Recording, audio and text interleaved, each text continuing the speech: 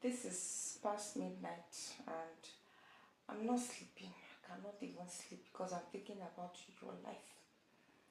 Smart, important questions that you should be asking around family finance, visions, your goals, career path, your aspirations, family's extent of involvement or extent of family's involvement in your relationship, stay at home wife or career wife, house help or never, childbearing, delayed conception, how far is too far trying, how long is too long waiting, none of that.